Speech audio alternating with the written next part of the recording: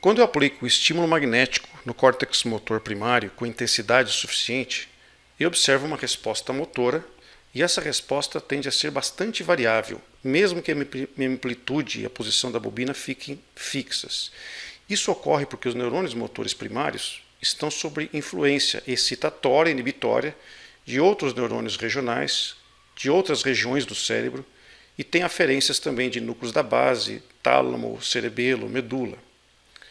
Essa variabilidade na resposta reflete oscilações do estado desses neurônios piramidais, onde predomina excitação e inibição, e, portanto, a resposta é maior ou menor. Há maneiras de quantificar essas aferências. Isso é possível, por exemplo, aplicando, ao invés de um pulso, um par de pulsos. Com diferentes intensidades, antes mesmo de obter uma resposta motora, eu já estimulo neurônios pré-motores, cuja orientação é transversal ao córtex, portanto, no mesmo eixo das correntes induzidas pela estimulação magnética. E combinando diferentes gradientes de intensidade, que vão afetar diferentes populações de neurônios, com diferentes intervalos que vão gerar uma sincronização da atividade, de tal maneira que o segundo pulso chega no momento onde predomina excitação, predomina inibição, induzida pelo primeiro pulso, eu consigo medir o grau de atividade inibitória via receptores GABA-A, o grau de atividade inibitória via receptores GABA-B, via colinérgica, via glutamatérgica, por exemplo. Com isso, medidas baseadas em pares de pulsos têm utilidade na investigação de doenças não motoras e doenças neurológicas e psiquiátricas.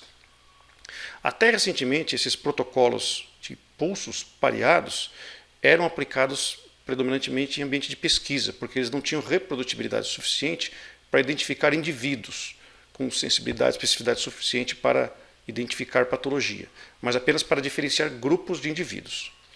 Em 2017, esse grupo publicou na Neurology uma análise de mais de 170 participantes com demência de Alzheimer, frontotemporal e saudáveis e encontrou dois índices que, com a metodologia usada por eles, permitiu diferenciar essas formas de demência e saudáveis com sensibilidade na faixa de 80% a 90%. Após isso, houve evolução na metodologia de análise dos protocolos de pulso pareado, e isso pode tornar ainda mais próximo da prática clínica o método. Esse artigo avaliou os dois métodos de análise de pulso pareado e os gráficos do artigo eu vou mostrar em seguida. Então, esse gráfico é mais completo. Aqui está uma sequência de diferentes intensidades de estímulo, diferentes amplitudes de resposta, com diferentes gradientes de intensidade entre o primeiro pulso, o pulso condicionante, e o pulso teste. No método tradicional, nesse caso, está se avaliando a atividade GABA-A, que é o período de 2,5 milissegundos de intervalo entre os dois pulsos, cai no período onde predomina é o tempo de ação de ativação dos receptores GABA-A. Então, um par de pulsos com esse intervalo avalia a atividade GABA-A. Mas o gradiente de intensidade para afetar mais seletivamente esses neurônios pré-motores tipo GABA-A é individual. Então é importante testar não apenas um gradiente de 20, 30, mas de 4 diferentes intensidades de gradiente. Então aqui o que ele fez? Ele usou um estímulo teste com amplitude de estimulação necessária para obter uma resposta em torno de 1 milivolt. E um estímulo condicionante a 50%, 60%, 70% ou 80% do limiar motor. Então, estímulo condicionante sublimiar. E fez 15 estímulos em cada um desses protocolos. E observou como variava a amplitude.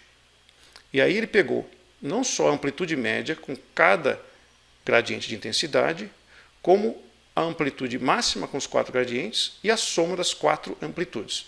Então pode parecer complexo, e é complexo, mas isso pode depois foi usado para fins de identificar qual desses era o melhor parâmetro para comparação com o método baseado em limiares.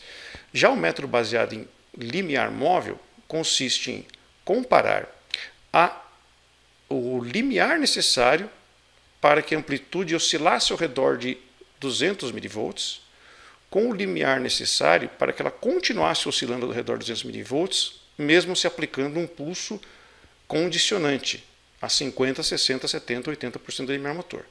Uma vantagem disso é que se houver uma mudança de estabilidade ao longo do teste, esse tipo de paradigma onde você sempre ajusta a intensidade para ter o mesmo alvo de amplitude, iria corrigir isso daí. E esse método foi aplicado em mais de 10 indivíduos, foram feitos 2 testes no mesmo dia e 2 testes em outro dia, para avaliar a reprodutibilidade. Isso aqui são índices combinados com os 4 gradientes. E aqui a reprodutibilidade dos métodos baseados em amplitude e dos métodos baseados em limiar foi comparada, de todos os métodos. Então, tirando-se o método baseado em limiar com um pulso condicionante bem mais baixo do que o pulso teste, 50%, se verifica que há uma tendência a bem melhor reprodutibilidade do método baseado em comparação de limiares, ao invés de comparação de amplitudes. Se forem considerados todos os índices como um todo, a diferença não é significativa, mas visualmente se vê bem essa tendência, e se o método for sofisticado com a redução de um ou outro, e se for a retirada de um ou outro dos índices avaliados, é muito provável que ele seja superior. Então aqui são detalhes da implementação de cada método. Então esse é apenas um comentário para mostrar que é uma técnica que não se aplica, então potencial motor não se aplica apenas a doenças motoras, é uma aplicação predominantemente de pesquisa, mas já há uma indicação de uso clínico. Ainda não está bem estabelecida, ainda há questões a responder. Mas o método, por exemplo, tem superioridade em relação a SPECT, na avaliação de demências de Alzheimer, por exemplo.